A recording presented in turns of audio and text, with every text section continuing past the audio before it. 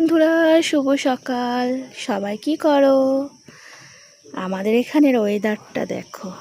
সকাল মানে 2-3 দিন ধরে আজকে এরকম ওয়েদার হয়ে আছে। বৃষ্টি আসছে, কখনো কখনো ঝিরিঝিরি পড়ছে, কখনো আবার থেমে যাচ্ছে, কিন্তু ওয়েদারটা এরকমই আছে, মেঘলা। এই হচ্ছিল, আবার এক্ষুনি থেমে গেছে। আর বর্ষাকালে ঘরের অবস্থা কীরকম থাকে সব তোমরা তো জানোই।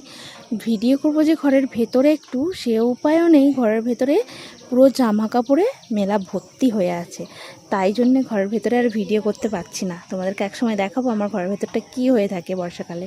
যেহেতু আমার একটাই ঘর, তাই ঘরের ভেতরেই যেগুলো হালকা শুকনো হয়ে যায় সেগুলোকে ঘরের ভেতরেই দিতে হয়। তো বৃষ্টি না হলেও জ্বালা, মানে বেশি গরম হলেও জ্বালা, যাতে একটু বৃষ্টি হয় ঠান্ডা হয়।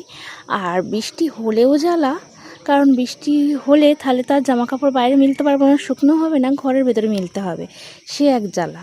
মানে মানুষের জ্বালা আর মানে এর শেষ নেই আর কি, অসুবিধার শেষ নেই। প্রকৃতি যেমনই থাকুক না কেন, আমাদের তাতেই প্রবলেম। রোদ দিলে জ্বালা, বৃষ্টি হলে জ্বালা, নর্মাল থাকলে জ্বালা, সবে জ্বালা আমাদের। তোমাদের কি প্রবলেম হচ্ছে একটু জানিও। আর দেখবে আমাদের সিঁড়িটার অবস্থা, জামা কাপড়ে পুরো ভর্তি হয়ে আছে। এই যে দেখো, পুরো সব জামা কাপড় মেলায় ভর্তি একদম। তাই আসলাম একটু ছাদে ভিডিও করতে। একটু বৃষ্টি পড়ছিল, এখন একটু কমে গেছে, একদম ঝিরিঝিরি পড়ছে, দেখতে পাচ্ছ, হালকা করে একদম পড়ছে।